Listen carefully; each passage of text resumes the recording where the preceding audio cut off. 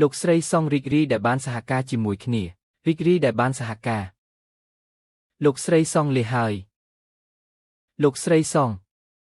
លោកស្រីសងលោកស្រីសងបង្កើតម៉ាកគ្រឿងអលង្ការផ្ទាល់ខ្លួនតាំងពីក្មេងយថាថ្មីនេះទទួលបានការវិនិយោគ$30 លានទាំងស្អាតទាំងពូកែទៀតលោកស្រីសងមានដើមកំណើតពីជនបទទោះមានជោគជ័យដូចថ្ងៃនេះក៏មិនភ្លេចកំណើតដែរបងស្រីសងរបស់ខ្ញុំអាយុ30ឆ្នាំនៅលាវផ្ដោតលើអាជីពចាប់ផ្ដើមពីបាតដៃទេរហូតមានទាំងឋានៈទ្រព្យសម្បត្តិនិងកេរ្តិ៍ឈ្មោះ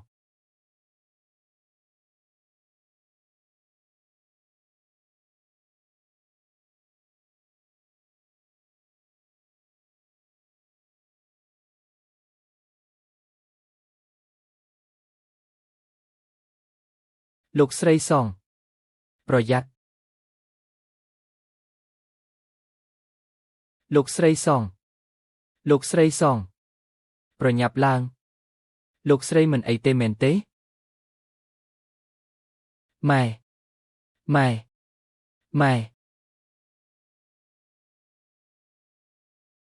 បងធំ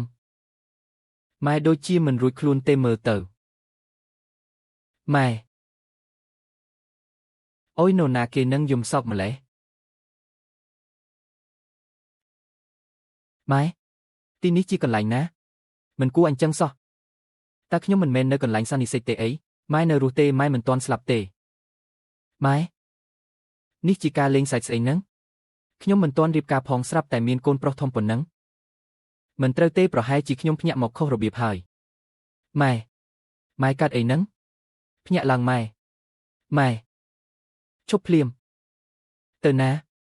បងទី2ជាមនុស្សអាក្រក់ធ្វើឲ្យម៉ែខ្លាចជាបែបនេះខ្ញុំនឹងទៅប្រដៅគេជំនួសម៉ែធម្មតាម៉ែស្រឡាញ់គេជាងគេដើម្បីឲ្យគេរៀនគ្រួសារយើងស្ទើរតែគ្មានបាយហូបពេលម៉ែដួលភ្លាមគេក៏រករឿងចង់ចែកផ្ទះគ្នាផ្លេតម៉ែមានរឿងគេក៏គុំសង្ឃឹមថានឹងបានសុខឲ្យសោះឈប់ភ្លាមប្អូនទី3គុំទៅអីក្នុងចិត្តម៉ែគិតតែពីគ្រួសារប្អូនទី2ប៉ុណ្ណោះម៉ែតែងតែចង់ឲ្យប្អូនទី2ធ្វើមន្ត្រីដើម្បីឲ្យបានមុខមាត់បើម៉ែដឹងថាឯងទៅរករឿងប្អូនទី2ម៉ែនឹងដាក់ទោសឯងមិនខាន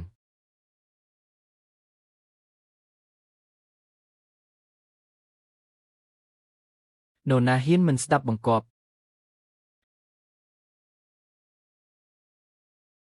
បើមិនខំធ្វើការគឺគ្មានបាយហូបទេ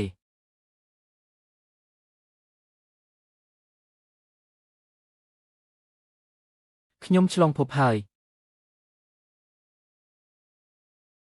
ម៉ែខ្ញុំបានឆ្លងភពមកខ្លាយជាម្ដាយក្មេកចិត្តអាក្រក់អាត្មានិយមនិងលំអៀងដែលនៅតែយកសព្វតែចង់ធ្វើជាជំទាវហ៊ានលួចខ្ជិលផងហើយចាំទុកឲ្យច្បាស់បើហ៊ានខ្ជិលទៀតអញនឹងវាបំបាក់ដៃហែងមិនខាន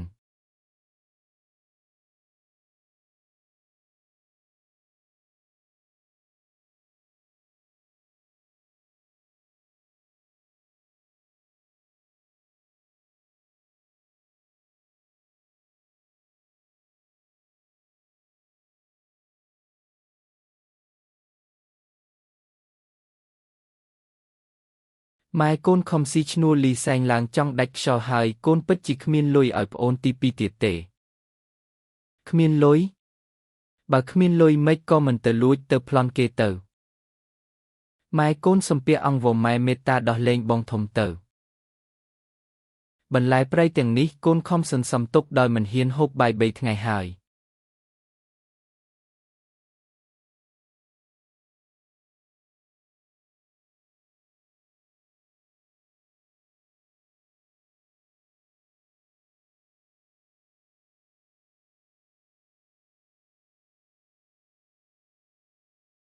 កូនទី2យកលុយទាំងនេះទៅសិនទៅមានតែប៉ុណ្ណឹងឲ្យកូនយកទៅសាលាឲ្យគេសើចចំអកឲ្យហើយម៉ែទៅសុំពួកគេថែមទៀតទៅ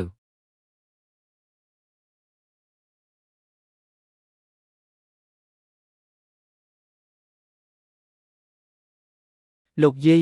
មិនអីទេទីបំផុតចៅមានលោកយាយវិញហើយ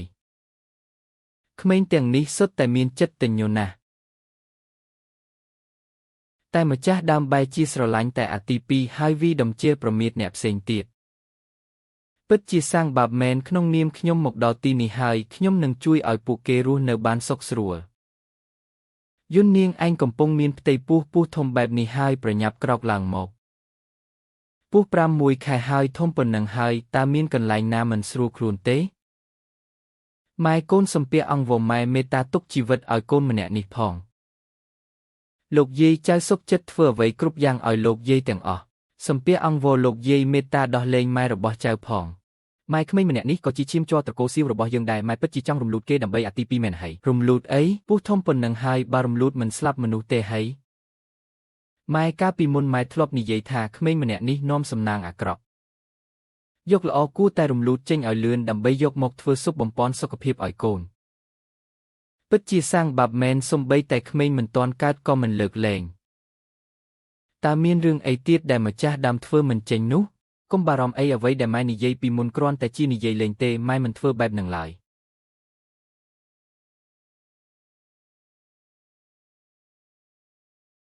អោកូនម្នាក់នេះឆាប់ឡើងក្រោកឡើងទាំងអស់គ្នា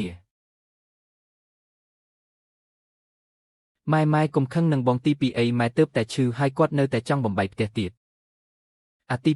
2គេពិតជាចង់បំបីផ្ទះមែនទេមែនហើយម៉ែទើបតែដួលភ្លាមគាត់ក៏រត់បាត់ទៅហើយអាទី2ពិតជាមនុស្សរមើលគុណមែន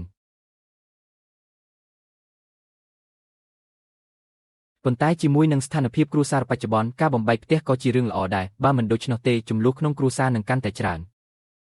មិនអីទេមិនបាច់ខ្វល់ពីគេទេចង់បំបីក៏បំបីទៅរាល់ពេលដែលបងទី2ធ្វើឲ្យម៉ែខឹងម៉ែតែងតែនិយាយបែបនេះបន្ទាប់មកម៉ែនឹងត្រឡប់ទៅស្រឡាញ់គេដូចដើមវិញ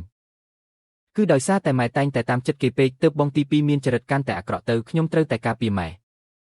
មើលទៅពួកគេប្រហែលជាមិនជឿខ្ញុំភ្លាមទេមានតែត្រូវធ្វើសន្សឹមប៉ុណ្ណោះម៉ែប្រហែលជាឃ្លានហើយនេះជានំប៉ោបន្លែព្រៃម៉ែពិសាទៅស្អីគេហ្នឹងនេះជារបស់សម្រាប់មនុស្សញ៉ាំមែនទេម៉ែខ្ញុំដឹងខុសហើយប៉ុន្តែនៅក្នុងផ្ទះពិតជាគ្មានអ្វីផ្សេងសម្រាប់ញ៉ាំមែនខ្ញុំគ្រាន់តែសួរលេងសោះកូនប្រសាភ័យដល់ថ្នាក់នេះឃើញថាម្ចាស់ដើមប្រហែលជាធ្វើបាបនាងខ្លាំងណាស់ប៉ុន្តែការបំបីផ្ទះក្រោកឡើងសិនមក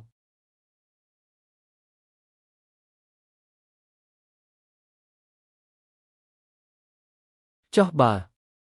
ពួកឯងញ៉ាំទៅលោកយាយពួកយើងមិនញ៉ាំទេកុំវីពួកយើងអីទៅថ្ងៃមុខតតែខ្ញុំនិងអាទី2ញ៉ាំរួចទើបដល់វេនពួកឯងបើនរណាហ៊ានលួចញ៉ាំខ្ញុំនឹងវាឲ្យងាប់ម្ចាស់ដើមជាមនុស្សអាត្មានិយមណាស់បើខ្ញុំបដូរចរិតភ្លាមពួកគេប្រហែលជាពិបាកទទួលយកត្រូវតែធ្វើសន្សឹមស្អីគេសំបីតែនំប៉ោក៏មិនញ៉ាំដែរឬចង់ញ៉ាំសាច់អរគុណម៉ែពួកយើងញ៉ាំហើយសំណាងណាស់ថ្ងៃនេះមាននំប៉ោញ៉ាំទៀតរបស់ដែលខ្ញុំមិនចង់សំបីតែមើលពួកគេបែរជាញ៉ាំយ៉ាងឆ្ងាញ់ទៅវិញមើលទៅស្ថានភាពគ្រួសារពិតជាដុនដាបខ្លាំងណាស់ឯងទៅណាខ្ញុំចេញទៅដើរលេងបន្តិច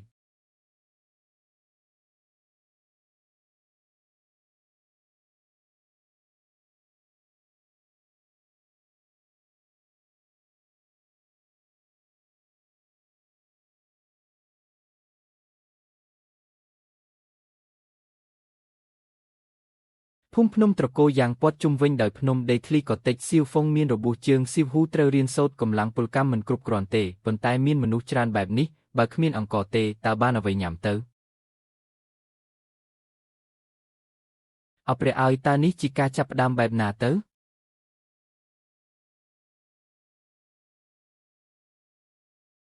រកឃើញគ្រីស្តាល់ថ្មខៀវធម្មជាតិតម្លៃ2កាក់មាសតើចង់ដូរដែរឬទេ